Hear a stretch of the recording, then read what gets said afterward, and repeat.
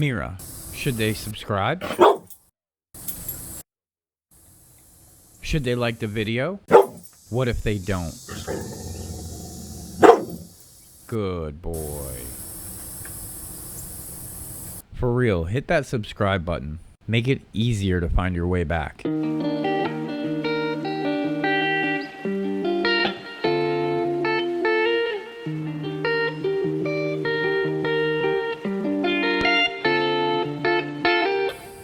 What's up, YouTube? Welcome back. Today we're going to shoot the carburetor disassembly and rebuild if you need to. We're going to do a short form for maintenance, and we're going to do a full version where I just disassemble the carburetor completely. So let's go ahead and jump right in. There's the carburetor. Most people are going to have something that is very different on the right side. And that's because I've just thrown a regular filter on there. Most people are going to have something that looks like that go into an air box. If anybody needs that part, let me know. I'm also going to post it in the on the Facebook group. We had an animal before we got it that decided it was going to nest in there and chewed several holes in it, so I just removed it. Kind of wish that I had that air box back because we go in the water quite a bit and that air filter sits kind of low. I may modify that later, I'm not sure. May put a snorkel on here, but we'll see. Alright, to get this guy out, for me it's going to be one screw. You're probably going to have two, one on that side to the right, one on the left side right there. I've got to go to the other side of the bike to get the one out. We want to make sure that the fuel is in the off position before doing anything. And this petcock is a little bit weird. You see there should be an arrow on there. I don't know if it's going to focus. There's an arrow on there, and it kind of points in a weird direction, but we just want to make sure that arrow is facing the off position before we do any of the work. Because, and do put a pan down if you're concerned about getting gas on the concrete. Our driveway is kind of jacked up, so I'm not really worried about it. And the engine's not in like mint condition, so it wouldn't be the first time that I've spilled gas all over it.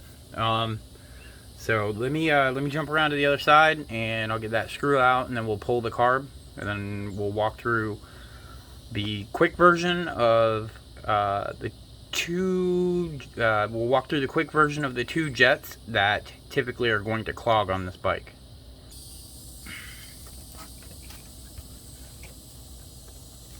I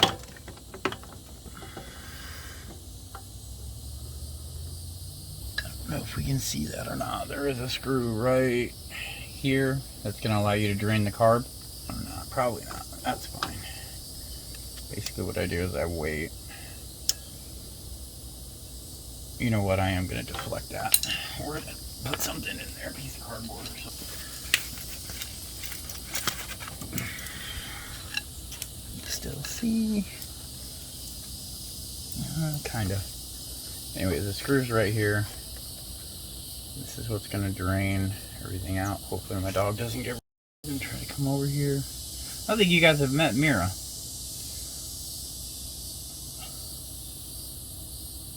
He is my 2-year-old pit mix. He's blockheaded. Doesn't listen very well. He's the smartest dumb dog I ever met. Smartest dumb dog I ever met. Okay, looks like the fuel's about done.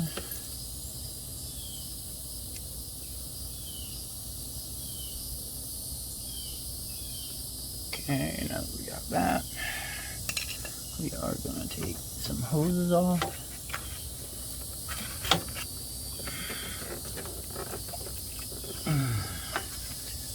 So not to take 12 hours of video.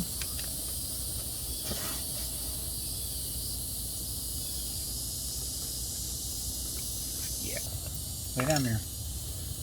Okay. Let's see what we got going on here.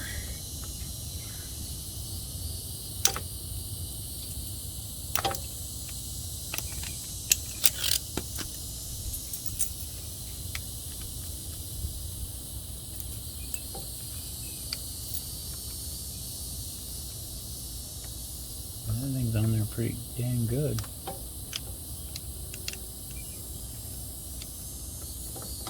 That's why there's not a clip on it.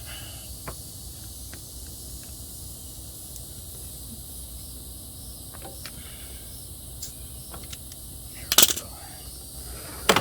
Alright. Get this guy out of here and let it drain. And of course it's going to want to go back to where it was. Oh, I don't know if I'm going to be able to get to this. Alright, so let's point out a couple things already. Obviously this is your main fuel line. If you can see that, where it's dripping, where the filter is. My filter still looks to be pretty good. And this is going to be your vent. So this is where some air is going to come into the carburetor. So this needs to be up and tucked up and away so that it doesn't pull water or get clogged. Remember this guy for when we go to, and we tune later because it's important that this is open and not blocked. And then to pull the rest of the carby out, we need to undo this top part. And it just screws off. Probably not going to come off very easy, especially if your bike's been sitting. And when you pull this out, it's going to take the main slide out of. Oh, you can't see anything that I'm doing.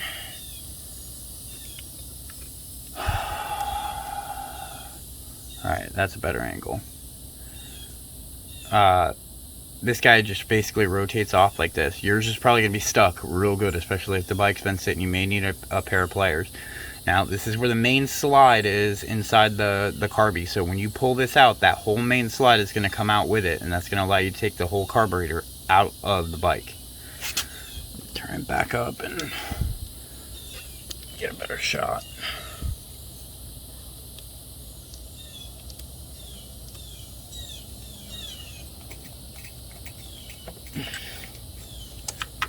Here's the slide. Mine's not too bad. And then this is your main needle right here. Try to make sure this doesn't get damaged, that nothing gets on here. No dirt, no grease, no clumps. And just let that dangle there. We'll come back to it. And now we've got our carby out. And I do have the original on here with some slight modifications up here, as you can see. I did away with the choke. And the reason I did so is because down here in Florida, we don't have a whole bunch of varying elevation. So let's get right down to the nitty-gritty. I'm going to try and make this informative but quick.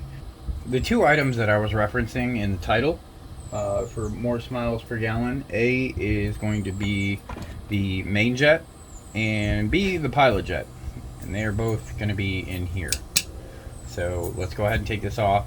When you go at these screws, if you haven't cleaned your carburetor in a year or two, be very, very careful. Put lots of even pressure because these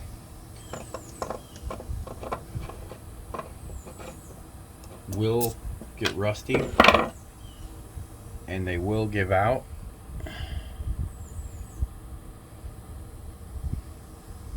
And then you're going to have a heck of a time getting the bowl off.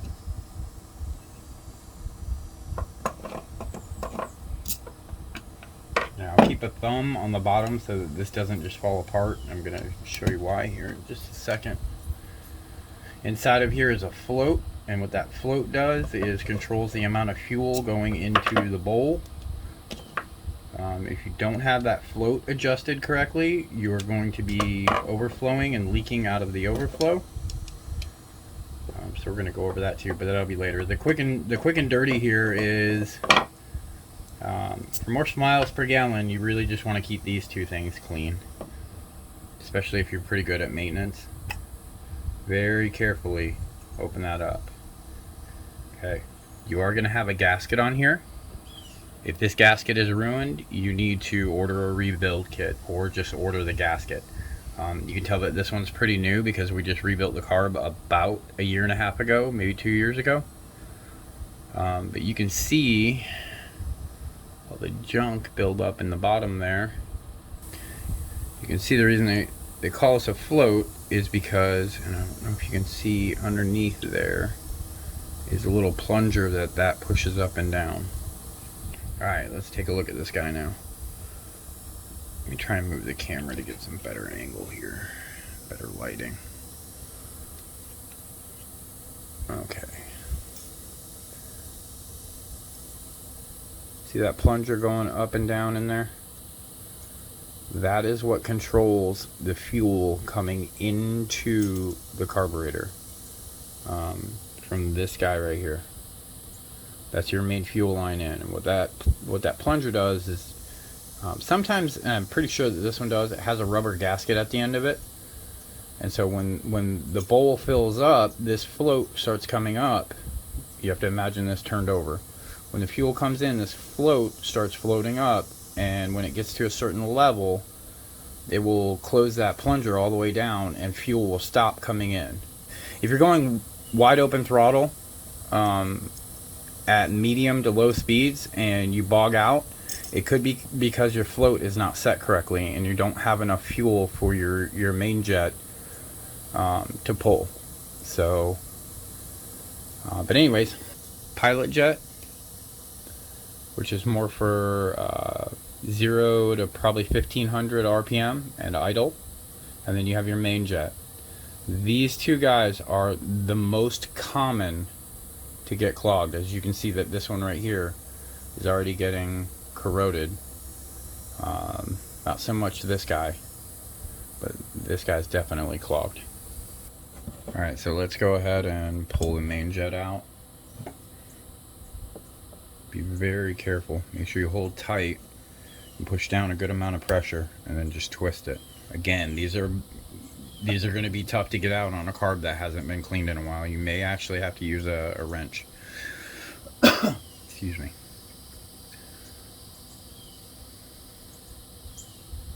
Okay. And you can see this guy's already got junk in there. Let's see if we can get up close on that. Doesn't look to be too clogged, but there's already quite a buildup going on there. And this buildup that you see on here, all this junk, is from the corn that they put in the fuel, the ethanol. You can get stabilizer for your fuel. That will help. Not going to completely fix the problem, but it will help. Let's get this other guy out of here.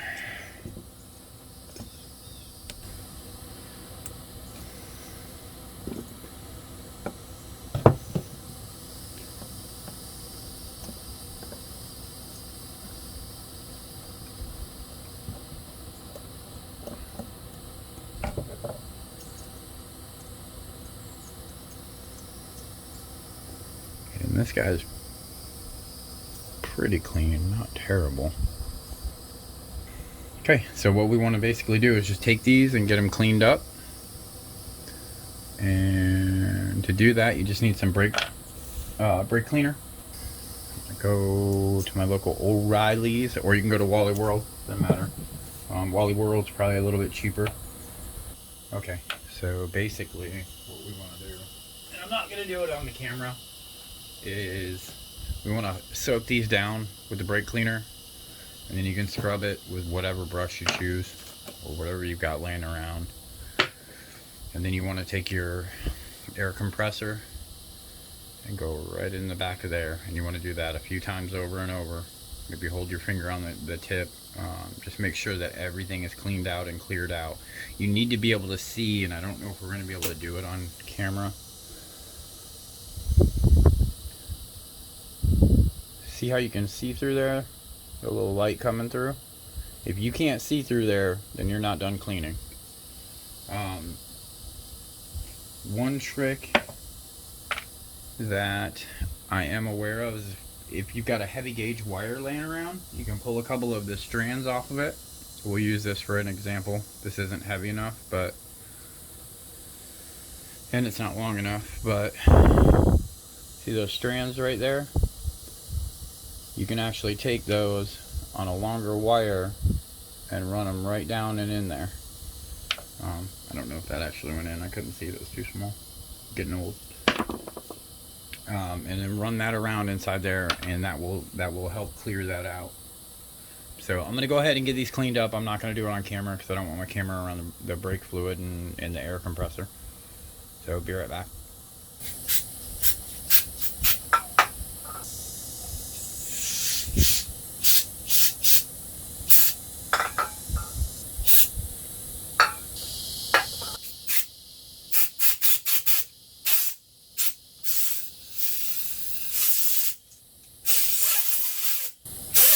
So we want to make sure that you can see through there.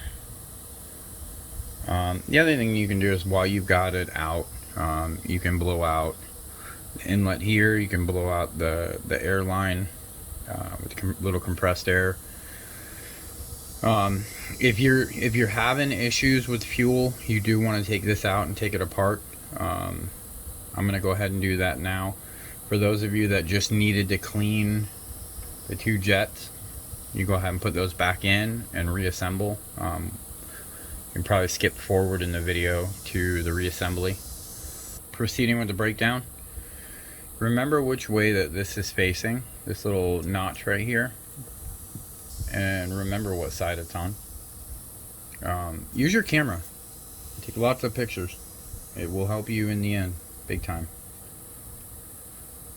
So we are going to go ahead and take this guy out. There's a little pin right here that pops out. Mine's pretty loose, so I don't think I'm going to have to hammer it.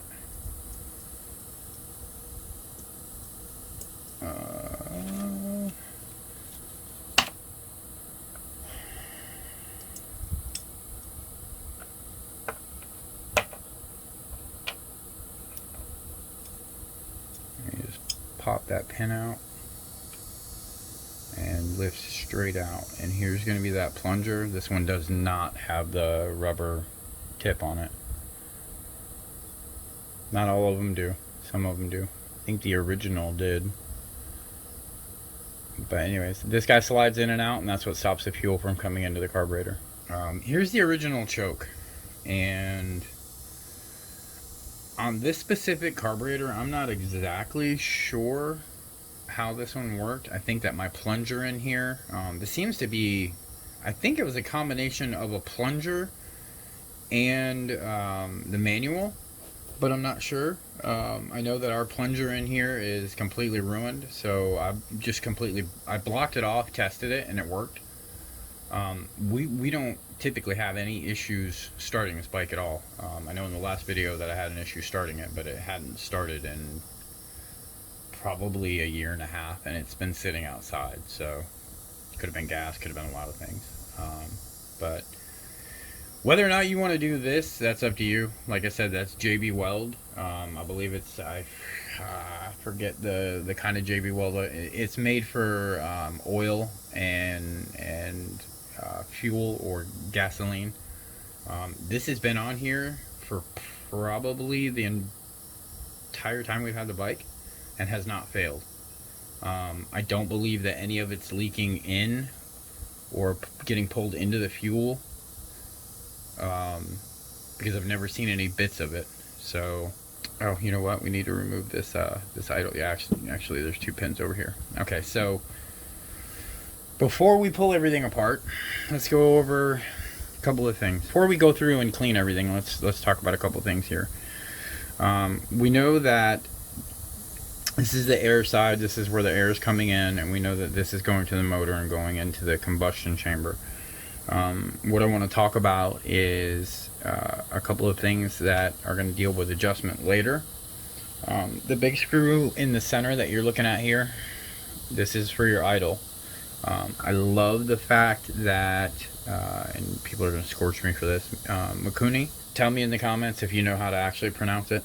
I'm sure I slayed it. They have actually put like a grippy texture on the outside of this. So if you're out riding after you've been riding for 15 minutes and your idle changes a little bit after your bike's been warmed up, you can just reach down and manually adjust this. I mean, it's wide open. I've had some carburetors where this idle is like up underneath and in, and it's just complete. But anyways, this is your idle screw, and on different carburetors, this screw is going to be in one of two places. Okay, this is your what they call an air fuel mixture screw. On this specific bike, it is a fuel mixture screw, and the reason that you can tell it's a fuel mixture screw is because it's closer to the engine side, or closer to the fuel. If it was an air mixture screw, it would have been on this side, over by the air. What that does is it allows you to adjust your air fuel ratio. And again, when we get back into the tuning part of the bike, we'll show a little bit more of how this works and how I do it. Not everybody does it the same, and you're going to see that in the different carburetor videos that are out there. A lot of people, when they're doing a carb rebuild video, will tell you that you need to, if this carburetor was working fine before you went to rebuild it, they'll tell you that you need to close these and monitor how many turns that it took to get you to close, right? So we're going to completely retune this one, so it's not very important.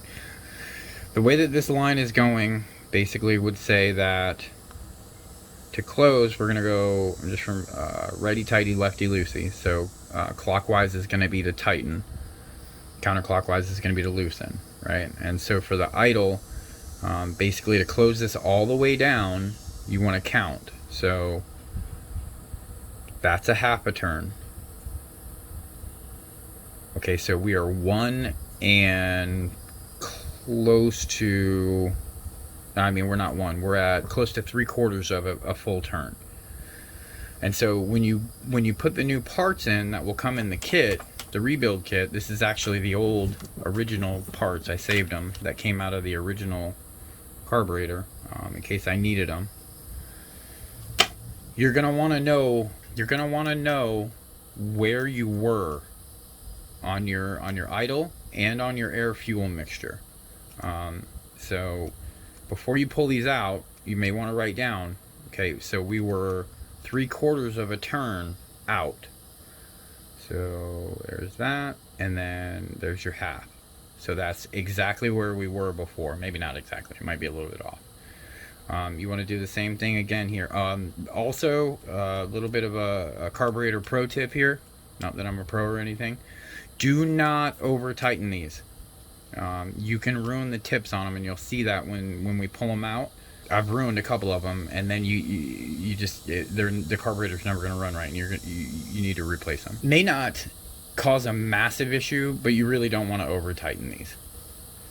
So let's go ahead and pull this one all the way out. For me, I'm going to completely retune the bike, and the way that I normally do it when I rebuild a carburetor or pull it apart completely and clean it is I just reset everything.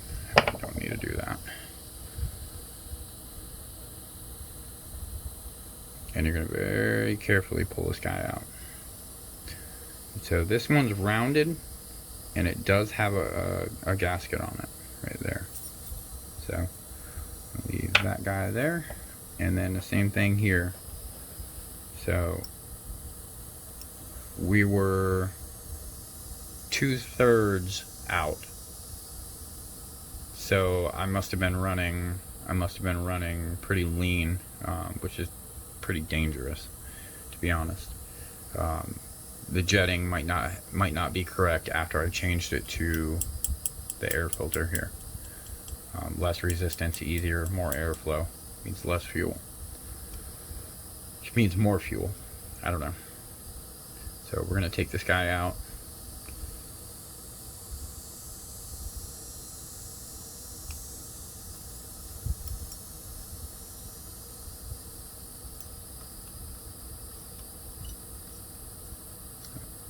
Can't remember if there's a spring in here or not. I think that there might be. This is the one with the needle on it. And I'm pretty sure that there is a spring in here.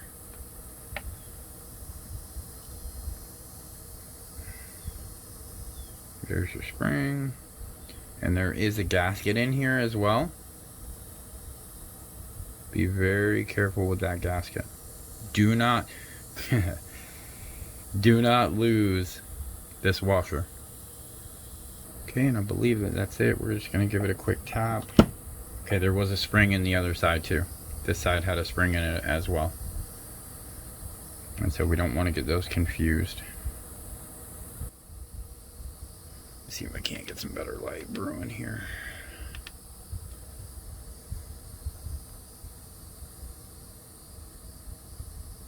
So these aren't that bad. They're pretty clean. So yeah, we're gonna go ahead and scrub everything down. If you have this manual plunger choke in here, you would take it apart and there's literally just a baby plunger in there. Alright, so on the main jet, put this back together the way that it came out. If you go to pull this main jet out and this part separates, you really want to grab a hold of this bottom part with a wrench and take it out. This is your actual jetting right here. I don't know if it's going to pick up the number or not. Let's see if I can get that lighting just right. Yeah, see there's a number. I can't read it right now. I'll have to get it in post. Anyways, that's the number of the jet that's in here. Here's the old one, which I think the number is pretty much unreadable. This is the original one that came on the bike.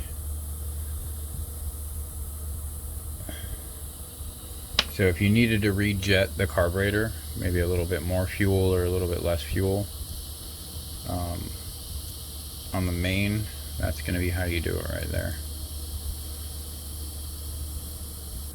Okay, carburetor's somewhat cleaned up. The outside got a little bit cleaner, not much. I'm not overly concerned with it. I did my best to get all this junk out of here. It's next to impossible. If you have a sonic cleaner, throw it in the sonic cleaner, but if you've got a sonic cleaner, you're probably not watching this video. So make sure you blow out all the holes real good and make sure that everything is clean and clear. Got no debris anywhere in this guy. And then we're going to start reassembling.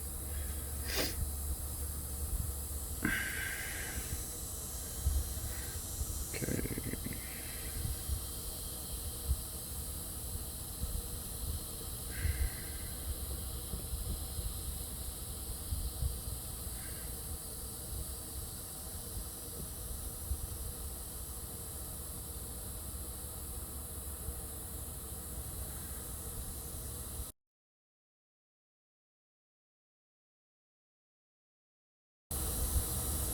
I didn't do it on camera, did I? So, washer first, and then put your spring back on, and gently put that guy back in there. And you're going to have a little resistance.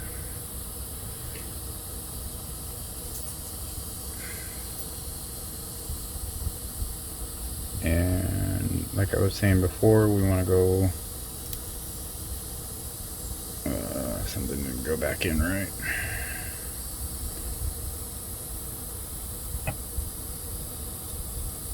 Be very careful when putting this back in here.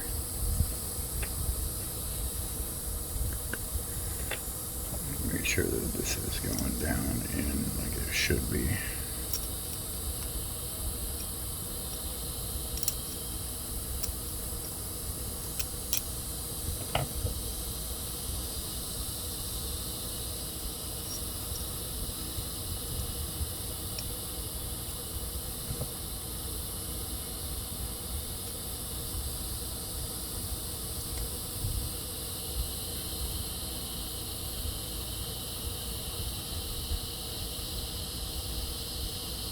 There we go. Be very careful not to cross thread that. And as soon as you start getting resistance, slow way down.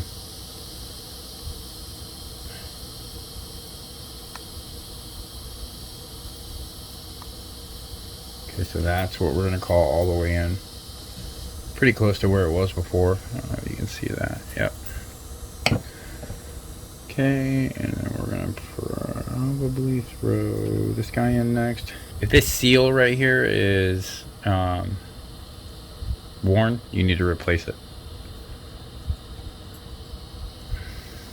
Make sure that we put our spring on. And down and in. And finger tight. Right? Okay. And we're gonna move our way back around to the bottom. And we're gonna put the float back on, which has not moved. And we're going to make sure that everything goes right back in the same place that it was in. So remember this notch right here? This is very easy to put in upside down, and then your bike is going to spill fuel everywhere.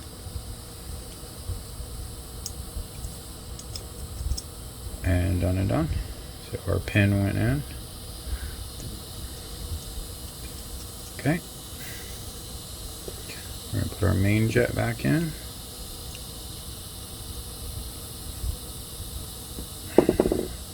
And we're going to put our idle jet back in.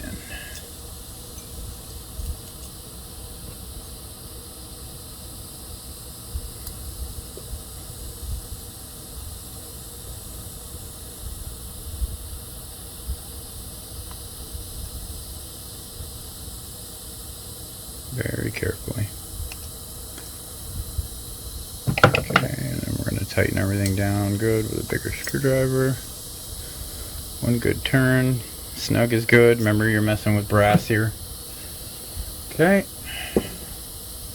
Now, when you clean the carburetor, you want to make sure that this outside seal is as clean as you can get it. 9 times out of 10, this is where you're going to leak fuel.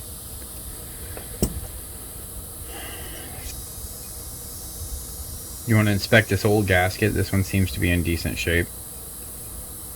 I'm going to go ahead and clean this real quick. I'll be right back.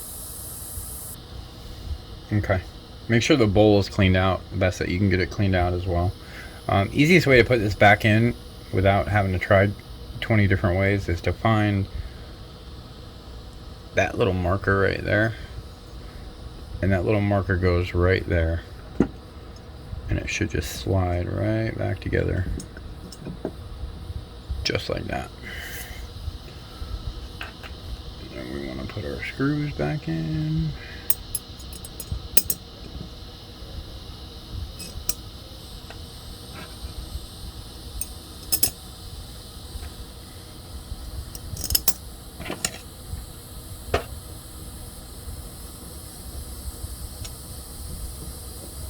I'll usually put them down snug, all 4 of them, or just below snug, finger tight.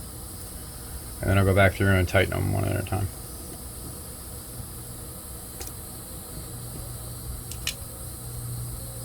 Again, you want to get a good tight seal, because this is, again, the biggest place that everybody's going to leak fuel from.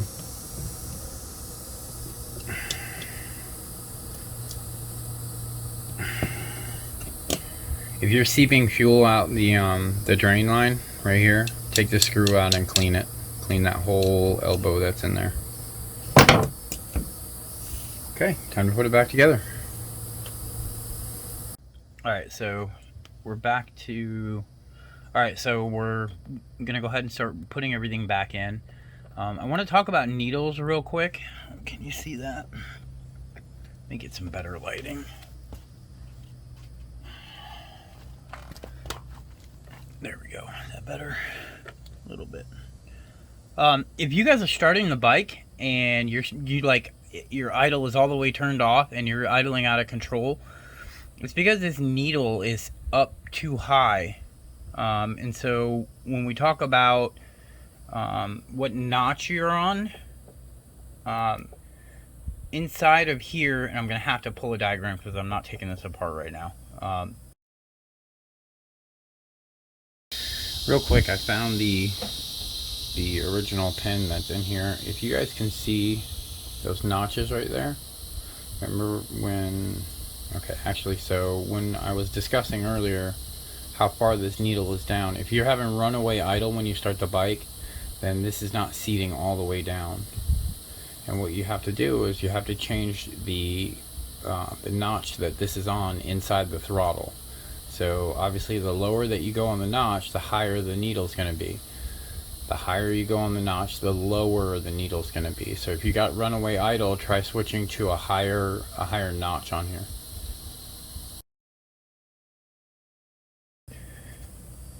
Inside of here, this needle sits and your throttle cable connected directly to it. And where that connects to this needle is going to have different height notches. And so if you're starting the bike and you're idling like out of control, like can't slow it down, it's because this needle is up too high. So what you want to do is you want to take this apart and drop the notch down so that this sits lower down into the carburetor.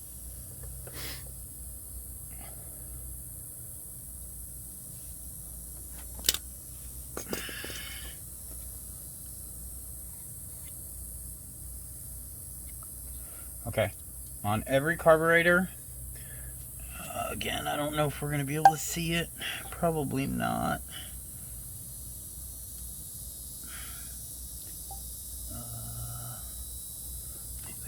Light down in there better. You see that notch, that pin sticking down? It's right there in the back. It's this pin right here. That pin has to go on that side of the slide. Right here. Because if you put this in backwards and you put it on that side, you're going to run into that very same problem where you're going to idle out of control. So in order for this needle to go all the way down, that pin has to be on this side. So when you put it back together and you put this down and in, make sure that you're lining this up with that pin that's in the carburetor. Okay, so pin's on the other side. I'm going to very carefully place this down and in, and spin it or rotate it until we line up. And it just clicked. You heard it? Oh.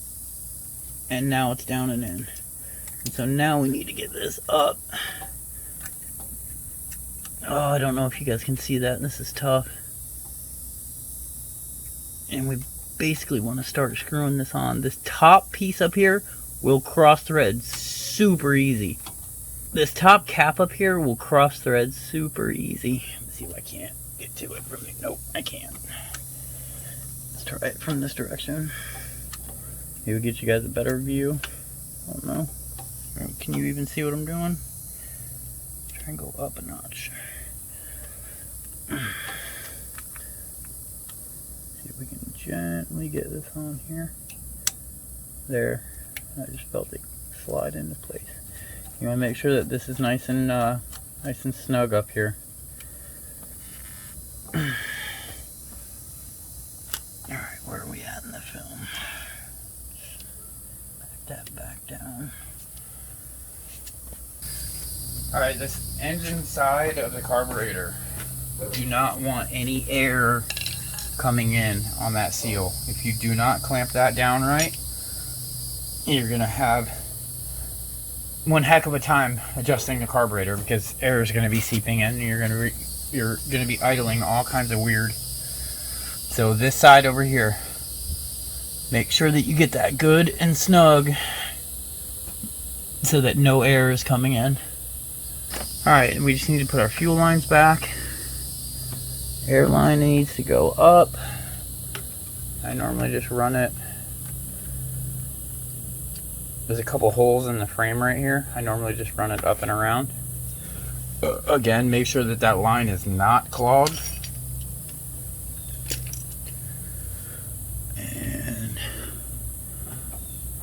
I should have a tiny little clamp on this, but I think it's going to be okay for now. Yeah, definitely put a some kind of tiny clamp on that. That's your main fuel line in. Okay, and then we just want to make sure that the drain is closed. And now it's time for Now it's time to see if we got the float right. So I'm gonna open up to reserve because I don't have a whole bunch of fuel in here, and we should be able to see if that's gonna leak.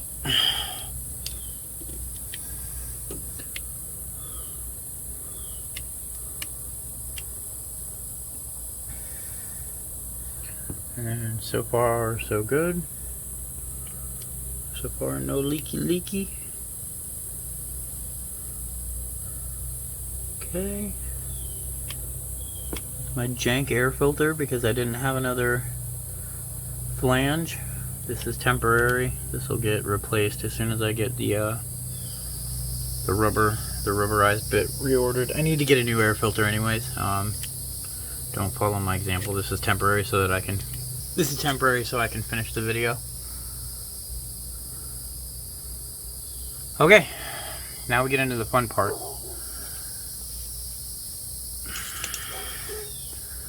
I know where I should be, but I'm gonna tell. Whoa, bump the camera. I'm gonna tell you guys how I tune carburetors. It's pretty simple. Typically what you want to do is from closed all the way on your air fuel, you want to open up, and some people say 2.5, 3. I say more like 1 3/4 to 2. So we're gonna go, that's a half, that's 1.5. Nope, hang on, go back closed because I can't count today. Okay, and so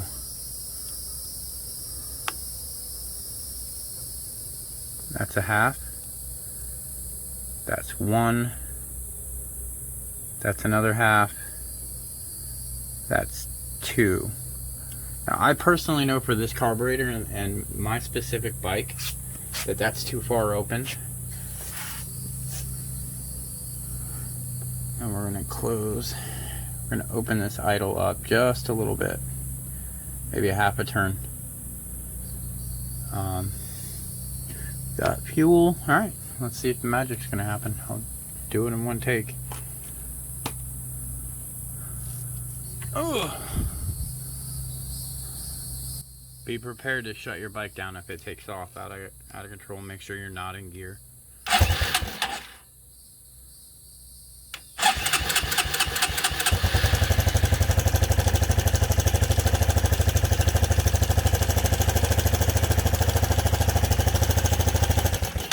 Okay, I'm going to explain this without the engine running.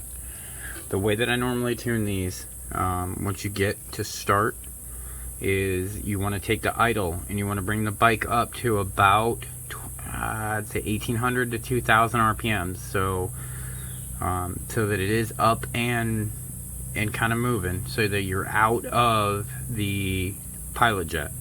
So you're not idling, you're above idle, and you guys will hear that. I'll back this up a little bit, and you guys will hear about what RPM. I know it's kind of hard to gauge what is what for everybody. So basically we're going to take the idle up to about 2000 RPM, and then we're going to rock this air fuel. We're going to go back and forth with it. So we're going to go one turn clockwise and then listen to see what happens. If the RPM goes up, that means that we've got a better air fuel mixture. If it goes down, then we need to go back the other way. So basically what you're doing is trying to find your sweet spot on your air fuel mixture. Normally what I do is I'll find the highest point, the highest RPM without touching this, and then I'll back it down a little bit to add a little bit more fuel, because you'd rather be running a little bit rich than lean. Lean conditions can end up can cause blown motors.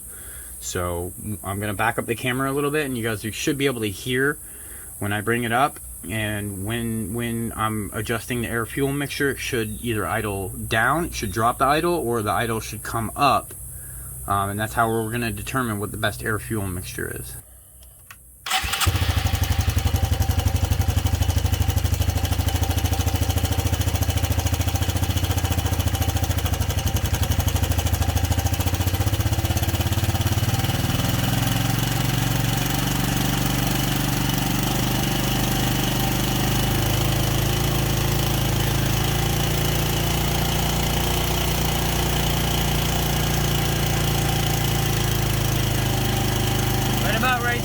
about 2,000.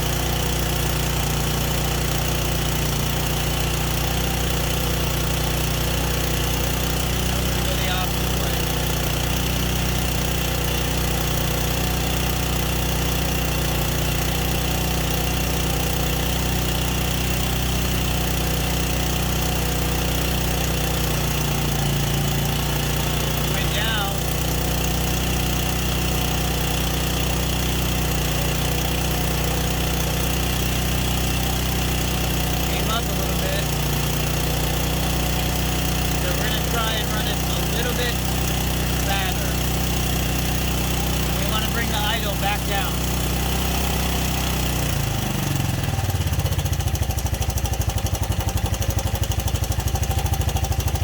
Give it a little bit of gas and see.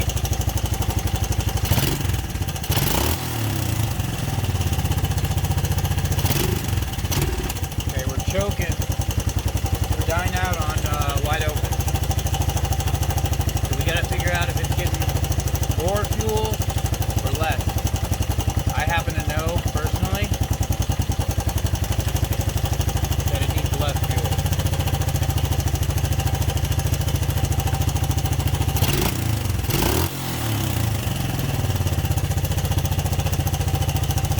We're going to go a little bit tighter, and then we're going to test drive it.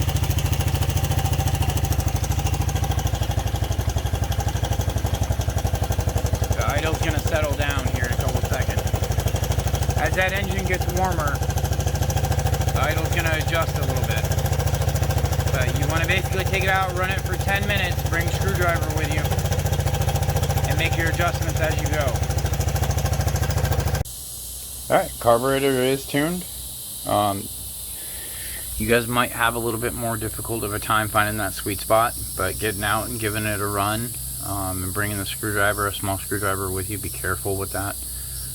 And adjusting it, I would probably adjust it in half turn increments until you find the sweet spot where it's not bogging down in the throttle. For our bike, it needs to get rejetted. It is going to bog down no matter what. If I go wide open throttle, it'll bog down for a second and then it'll catch itself, but that's because we need to rejet it due to the filter change. So without that stock air box in there, it's a little bit different. But that's a whole nother video. So let's go for a romp real quick. Or try to anyway, see if I can't break something.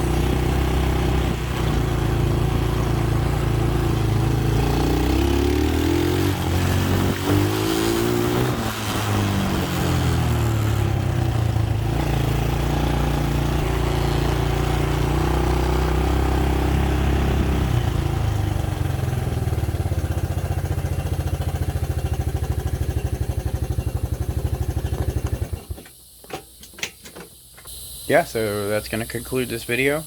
Next video, and I'm going to probably start filming that today, is adjustment of the chain. I think I've got an issue happening in the back hub here. I don't know if I have a bearing that's out or if it's up in the front, but I'm starting to get a little bit of a clicking noise, and I can't really determine where it's from. So I'm basically going to just kind of pull things apart and take a peek. Weather permitting. It's been tough. It's tough to film right now because of the afternoon showers.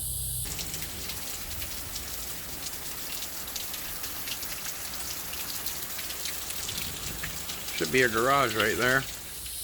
If you're enjoying the content and it's helping you, make sure you hit that sub button. Make it easier to find your way back.